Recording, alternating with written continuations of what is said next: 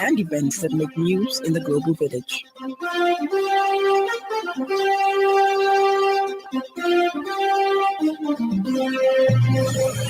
Good evening. This is the 5FM Radio Main News. The headlines. The National Institute of Public Administration highlights the vital role of records in good governance. Health Minister launches nationwide neonatal nursing training initiative. Flash floods kill nearly 200 in Pakistan administered Kashmir. This bulletin is live on our Facebook page, 5FM Radio Zambia, and our YouTube channel, 5FM Radio Zambia. With the details, my name is Lance Sannie. The National Institute of Public Administration, NIPA, has stressed that records are not merely papers, files, or data points, but they live in memory of institutions, the foundation for sound decision-making, and a legacy of transparency for future generations. First training held today, Friday, 14th August 25 at NIPA's main campus in Lusaka. NIPA Executive Director said the training reflects the institution's first fundamental pillar, mandatory public service training and certification. Professor Malungo also said that through this pillar, NIPA ensures that public service workers receive targeted, relevant, and competence-based training to enhance efficiency and accountability in public institutions. That I can stand here this morning.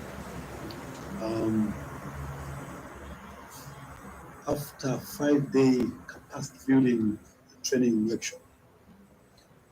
This is it supposed to be in record management, and NIPA stands tall as we have the 53 of you from 8 institutions close this 5-day training workshop. As we saw, the institutions well represented here. And we designed this thing to something for technical competence. At the same event, Zambia National Service Director Archives Lieutenant Colonel Grace Calava underscored the importance of record keeping as a critical responsibility for records officers.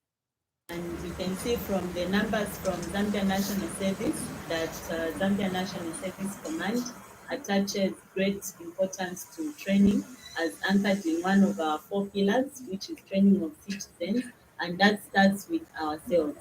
We have received a lot of valuable knowledge here. I'm always of the view that a learned person might make mistakes, but they'll make fewer somebody without any knowledge. So this is an eye of you are a candle, no matter how dark it is. Once you light one candle, the darkness has no option but to flee. So the fact that we have received this training, we're different people. You are going to make a change. Change begins with you, change begins with me, and together we can. A total of 53 records officers participated in the 5-day capacity building program in records management drawn from the Ministry of Defense, NIPA, the Zambia Air Force, the Zambia Army, the Drug Enforcement Commission, the Zambia National Service, the Ministry of Local Government, and the Health Professionals Council of Zambia. The training was conducted at NIPA's main campus from 11th to 15th August 2025.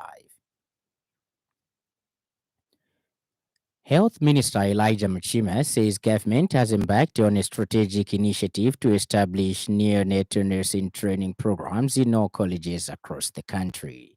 Dr. Muchima, represented by Health Permanent Secretary for Technical Services, Dr. Kennedy Lishimpi, during the official opening of the Council of International Neonatal Nurses COIN conference in Lusaka, said the move aims at equipping nurses with specialized knowledge and clinical skills necessary to deliver high-quality, life-saving neonatal care.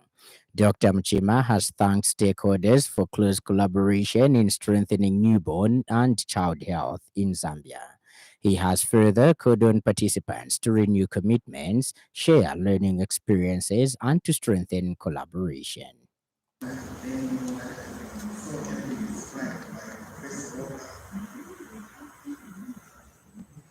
That's the reason why Zambia is promoting tourism, and we are happy that we all come. The only thing that we are going to do in this end at Zambia, we make sure all the dollars that we got, not even $1 will go back. We have a lot of things to do.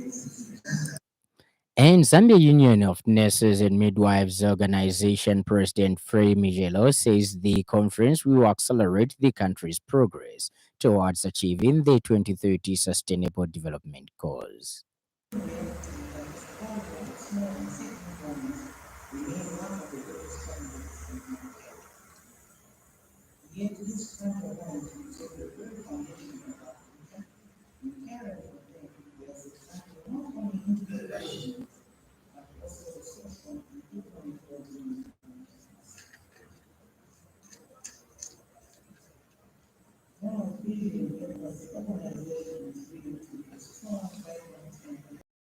Minister of Infrastructure, Housing and Urban Development Charles Milupi today has inspected the ongoing construction of the Mazabuka Toll Plaza along the Kafue Mazabuka Road.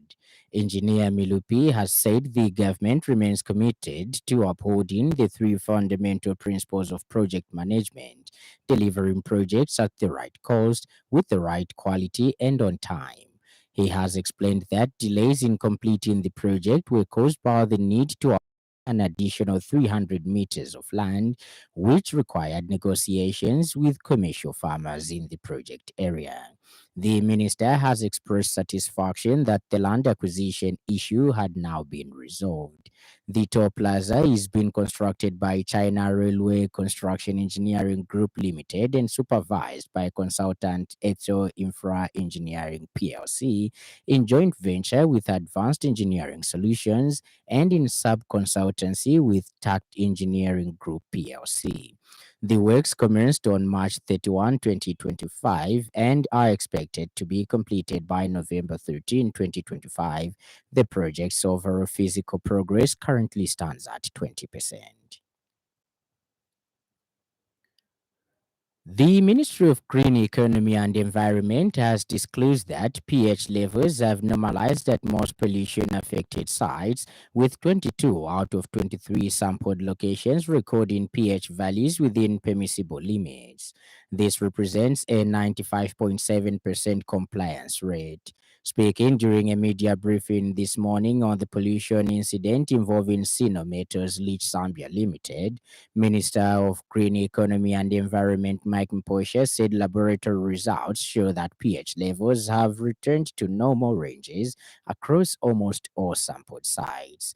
He has added that this is further supported by a steady decline in heavy metal concentrations, including cadmium, cobalt, copper, manganese, and zinc, in line with the Zambian standard for ambient water quality ZAB standard ZS 1181 2021.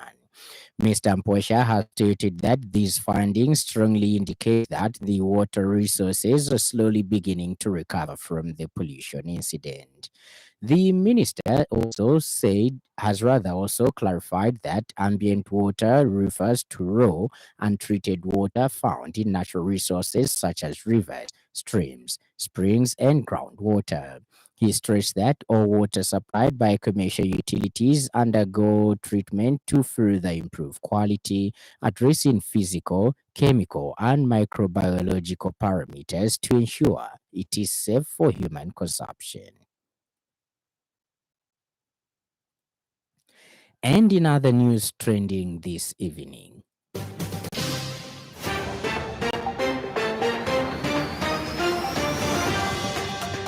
the Lungu family, through their lawyer, have informed the Victoria High Court that they are in discussions with the Zambian government regarding the repatriation of the late former president's body for a state funeral in Zambia. The Road Transport and Safety Agency has expressed deep sorrow over the loss of 4 lives in a road traffic crash that occurred on August 13, 2025, around 16:20 hours near Petroda filling station in the Silverest area along the Great East Road. Up next, 5FM Radio Business News. We mean business. Keep you current in commerce, trade, and industry, local and global. It's our business to keep you informed about business. agricultural climate action has called for urgent biosphere stewardship in response to the increasing incidence of bushfires and their devastating effects on biodiversity and environmental health. In a statement, the executive director, Dr. Oliver Bulaya, has said bush burning is causing significant biodiversity loss, disrupting ecosystems, and contributing to climate change through greenhouse gas emissions. Dr. Bulaya has also said this poses a serious threat to agricultural productivity and human health. The smoke from burning vegetation is linked to respiratory diseases, particularly affecting vulnerable populations. He has added that reduced agricultural yields resulting from bushfires are worsening food insecurity and malnutrition, further deepening the environmental crisis. Agricultural climate action is advocating for regenerative agriculture as a sustainable alternative, promoting practices that protect and restore ecosystems, enhance soil fertility, and improve climate resilience. The organization is also calling for greater involvement of traditional leaders and communities in enforcing sustainable land management practices, as well as the formation of ecosystem committees to raise awareness and promote conservation efforts. There is an urgent need for biosphere stewardship in response to the rising incidence of bushfires and their harmful effects on biodiversity and environmental health. Bush burning is leading to significant biodiversity loss, disrupting ecosystems and contributing to climate change through greenhouse gas emissions. This poses a serious threat to agricultural productivity and human health holistically. The smoke from burning vegetation is associated with respiratory diseases, particularly impacting vulnerable populations. At least, and it's the business news, and in foreign news, at least 194 people have died in the last 24 hours in heavy monsoon floods and landslides in Pakistan and Pakistan administered Kashmir. Most of the deaths, 180, were recorded by disaster authorities in the mountainous Khyber Pakhtunkhwa province in West Pakistan. At least 30 homes were destroyed and a rescue helicopter crashed during operations, killing its 5 crew. 9 more people were killed in Pakistan administered Kashmir, while 5 died in the northern Gilgit Baltistan region, it said. Government forecasters said heavy rainfall was expected until 21 August in the northwest of the country, where several areas have been declared disaster zones. And in sports news, football fever has gripped Northern Province as the much anticipated first Northern Province Champion of Champions tournament officially kicked off at the Kasama Sports Stadium, making the first time in 3 years that the iconic venue has hosted football games with fans in attendance. The opening day has drawn an electrifying crowd, with supporters from across the province turning up in their numbers to witness top-tier local clubs battle for supremacy. The atmosphere is nothing short of remarkable, with vibrant chants, colorful attire, and an unmistakable sense of pride filling the stadium. In attendance are notable figures including Northern Province Youth Representative Donald Mwelwa and Regional Secretary Nkata Leonard, who both expressed their excitement at seeing Kasama Stadium alive with football once again. The champion of champions pits the various teams from across Northern Province against each other in a winner-takes-all contest, promising fierce competition and unforgettable moments over the coming days. And now, the weather.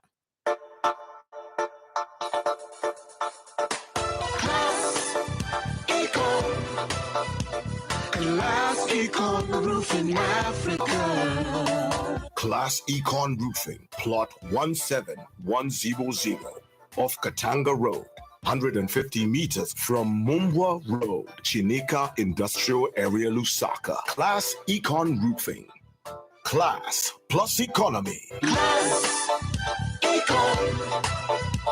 Class Econ Roofing Africa. Class Econ. Eastern, Muchinga, and northern provinces, including the northern parts of Luapula and eastern parts of Central Province, slightly windy and mild with few clouds. Northwestern, western, southern, Lusaka, and Copper Belt provinces, including the southern parts of Luapula and western parts of Central Province, clear skies, windy at times, and mild. Ends our weather report, and that item brings us to the end of the news. But before we go, a recap of the stories that made headlines.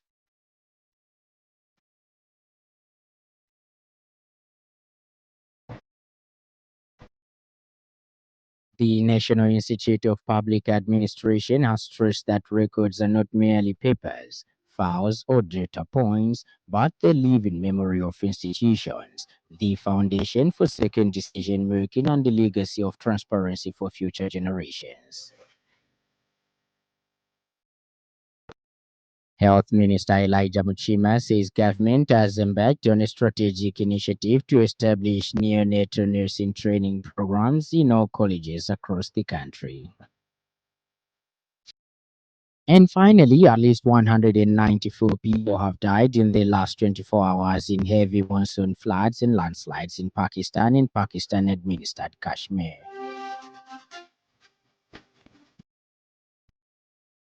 For more news, follow us on Facebook, 5FM Radio Zambia, and YouTube, 5FM Radio Zambia.